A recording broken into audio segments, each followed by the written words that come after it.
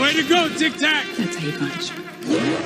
Wakanda forever! You wouldn't have heard of me. Let me put you on hold. Dance off, bro! He's a friend from work! I can do this all day. Yeah, I know. What up, guys? It's Dom, and welcome back to another movie review. Today we are going over and ranking Space Jam: A New Legacy. Space Jam: A New Legacy, released in 2021, directed by Malcolm D. Lee, a rogue artificial intelligence kidnaps the son of famed basketball player LeBron James, who then has to work with the Looney Tunes to win a basketball game. So I did not have my hopes high for this movie because Mr. Majoritarian, who is my best friend, he's the one that got me into movie reviewing, he did a review on this movie and he told me exactly how bad it was.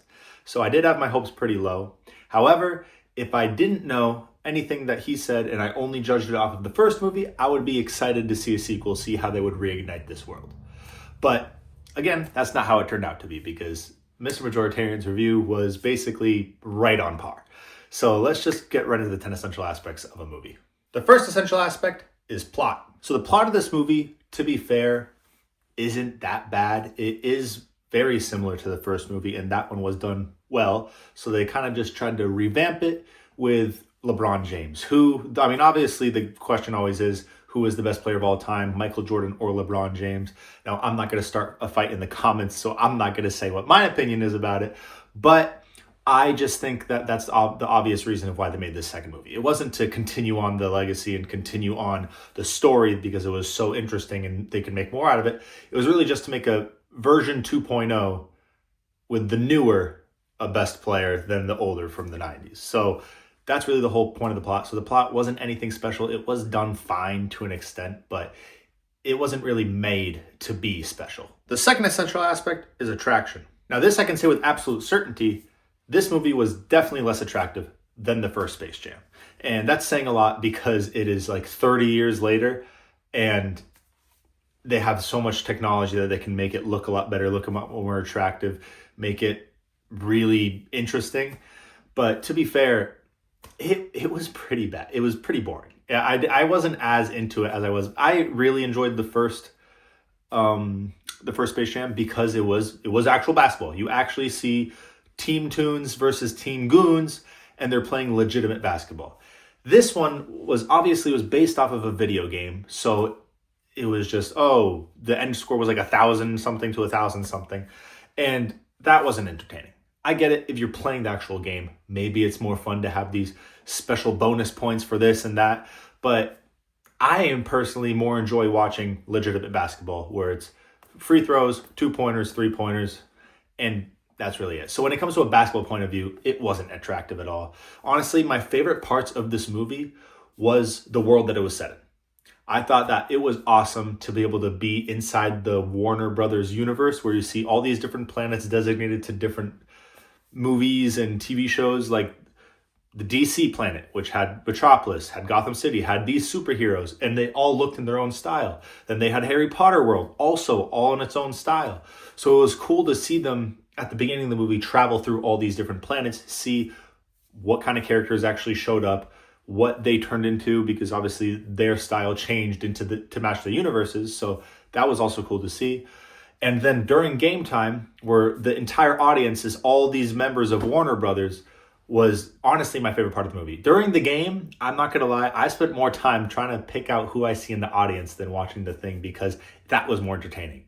And one of my favorite scenes was the Iron Giant fist-bumping King Kong while the Scooby-Doo gang is sitting behind him. That I loved. More of that would have been awesome. If they made a Warner Brothers movie, just kind of including all the characters, I would love to watch that. That sounds way more interesting than this movie was. But everything else other than that about this movie sucked. So attraction wasn't there for me because I was picking it at the background, sure, but the rest wasn't really there. The third essential aspect is theme. The theme of this movie was very basic and very easy to catch because they mention it in the movie. It really is just be yourself no matter who tells you what. Because at the end of the day, the best version of yourself is the one that you want to be. So it doesn't matter who, it doesn't matter if it's your dad, like in this case, it was LeBron talking to his kid. LeBron wanted him to be kind of like a version of himself, wanted to prioritize basketball, wanted to do this. When Dom, which funny because my name is Dom, so again, that's like 2 movies in a row now where I have to compare Doms. But either way, he wanted to create video games. He wanted to have all this stuff and not really be too put into the basketball world besides the game that he's making that's obviously about basketball. So that is kind of the main message, that LeBron wanted him to be not himself and he wanted to be himself, and that's really what it was. The fourth essential aspect is dialogue. Now this and the next couple essential aspects, they're going to be brutal because they were quite bad. Dialogue, I mean, there were some conversations that felt real, sure, but for 90% of the movie, it didn't feel like real conversations had by actual people. It just felt like it was just kind of spit out there and just whatever. Between the cartoons, like the Looney Tunes and all these different characters, those actually felt real. But when you put the actual real people into the play and those kind of voice acting, those conversations definitely did not feel real. I felt no emotion in anyone's voice, specifically LeBron James, but no one's voice really had that kind of emotion where it made me feel like I was watching a movie that actually needs conversation. So yeah, the dialogue was not good. The fifth essential aspect is acting. This is another one that is not great. The acting was god-awful, I have to say. The best actor in this movie was hands down Don Cheadle, and he was the main villain. Now, he also, I'd say, did decent. I feel like there wasn't anything too Oscar-worthy of his performance, but he didn't totally suck. He did a good job of portraying a villain that is very hateable, so he just had to kind of act the part, and he did. But LeBron James, for example, he could not have any emotion in his voice ever. There was so many moments in this movie where all he had to do was deliver the line correctly and with proper emotion, and it honestly would have been fine. But instead, it almost felt like he was a robot. There was a point at the end of the movie that was supposed to be very emotional, and the only reason it wasn't was because of how he acted. So I get it. He's a basketball player. He is not a actor or even someone that's a semi-actor that knows how to act. So he was kind of just thrown into this big movie and expected to know what he was doing and read the lines. But acting is much more than just reading lines off a piece of paper. Like, unless you're voice acting. But even then, you need to have the right inflection in your voice in order to sound real. While he kind of just sounded like he was just reading the lines towards the screen, and that's all he had to do. It felt more like the news than acting. But either way, that's the kind of acting that was in majority of this movie. Besides John Cheadle, which even he didn't do perfect, but he was the best one out of all of them, so it seemed great to me. But yeah, other than that, not the best acting. The sixth essential aspect is cinematography. Now, this is where the movie actually has redeeming factors. Not really in emotions. There were some parts that did get me towards the end when it came to to Bugs Bunny, to the cartoon characters. But none of the live action acting got me emotional at all. I was not attached to any of them. I love LeBron James, for example. I didn't care what happened to him in this movie, if I'm being completely honest. But the visuals is something that I did enjoy. I liked the colors. I loved the scenery it had. The world it was set in was awesome, seeing all these Warner Brothers characters. So for visuals, I have to say they did really well because the movie looked good in itself. But the emotions really did kill that. So as much as cinematography is a redeeming factor for this movie, it is very much also a crutch. The seventh essential aspect is editing. So this movie is an hour and 55 minutes long. That is way too long. It needs to be an hour and a half. Maybe if they had better acting, better emotions, a better story in general, I would see it being able to be almost 2 hours long because it would have something that actually keeps the audience engaged. But this movie did not have that. So an hour and a half is where it needs to be, if not even shorter. But I don't think that it deserves to be an hour and 55 in any world. The eighth essential aspect is soundtrack. Not a memorable soundtrack. Let's move on. The ninth essential aspect is directing. Now, I think it's the director's job to take these previous 8 essential aspects, put them together to make a movie that's worth watching. And the director of this movie is Malcolm D. Lee, and he's previously directed 10 movies. And they were The Best Man, Undercover Brother, Roll Bounce, Welcome Home, Roscoe Jenkins, Soul Men, Scary Movie 5, The Best Man Holiday, Barbershop, The Next Cut, Girls Trip, and Night School. And I've seen a few of these movies, so it makes sense that he would make a movie kind of like this, because those are really, story takes a back seat. These are kind of just comedies. So I understand when he tried to make a story that's more emotional and actually you want to be engaged in, that it didn't work out well, because he doesn't have the experience in so. So I would say they should have just gave this to the man that originally directed the first Space Jam. Maybe he'd be able to make a better movie out of it. But again, I don't know who directed that, so who knows if he got lucky with that one. And the 10th essential aspect is time.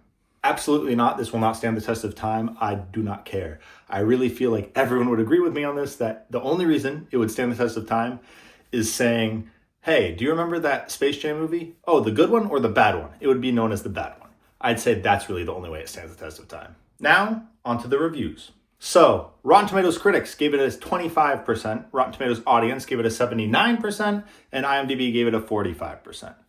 Now, right away, I'm already agreeing with IMDb. I don't think that it deserves to be 79 or 25. I think 45 is a pretty good range. No movie really deserves 25% unless they're really bad, which I have a few that I reviewed that do deserve to be very low. But when it comes to movies in general, it has some redeeming qualities, so it does not deserve to be below a 45. I'd say maybe 45 or 50 is somewhere a good range for it because it has those visuals at least. If this movie didn't look good, I get it. I would put it down there too. But from where it is now, I'd say 45 is a decent look at it. And finally, the rankings. So in 2021, it's going to be first as it's the only movie I've reviewed thus far in this year. It will definitely not be first the moment that I review another movie from 2021, but for now, it will stay here. In the 2020s, it's going to be 23rd, above Beautiful Wedding and below Borderlands. Now, it's above Beautiful Wedding literally just because both movies are really bad. The visuals are just better in this movie. That's really it, because the visuals are only okay in that movie. Actually, they're pretty bad in Beautiful Wedding as well, and the acting isn't anything special. This movie literally just has the one redeeming factor that put it over Beautiful Wedding. That's really it, because Beautiful Wedding has almost no redeeming factors. It has a somewhat okay story. That's really it, but nothing so much to put it over this movie. And it's below Borderlands because, again, these are two very similar movies. Both have okay acting, I guess. I don't know. Borderlands has the same kind of visuals as Space Jam does. They both have good visuals. That's the one redeeming quality they have. Otherwise, everything else is pretty bad. But the acting is somehow good in Borderlands compared to Space Jam Legacy. And that's mostly because of LeBron James. But either way, I just feel that even though the acting is bad in Borderlands, it's going to be better than what it was in Space Jam Legacy. And in all time, it's going to be 66th. Again, above Beautiful Disaster and below Borderlands. So I'm not going to explain why since I just did.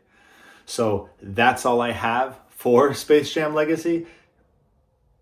I've been saying Legacy this whole time, haven't I? Space Jam: A New Legacy. I'm sorry for the rest of the video. I'm also not going to edit that. That's too much re-recording or editing. So that's all I have for Space Jam: A New Legacy. If you guys enjoyed this review, make sure to leave a like and subscribe. And make sure to comment what movie you want me to review next. If you want to see someone that does the same style of movie reviewing as I do, except has a little bit of a different opinion, check out my best friend, Mr. Majoritarian. He's the one that got me into movie reviewing. His link will always be in my description. He also actually did a review on Space Jam and feels the same exact way as I do. So if you want to see what he had to say about it, go check it out. And what did you guys think of this movie? Obviously, I know it's not as good as the first one. I know that it's not a great movie, but what did you think of it? Let me know in the comments. Hope you guys have an amazing night, and peace out.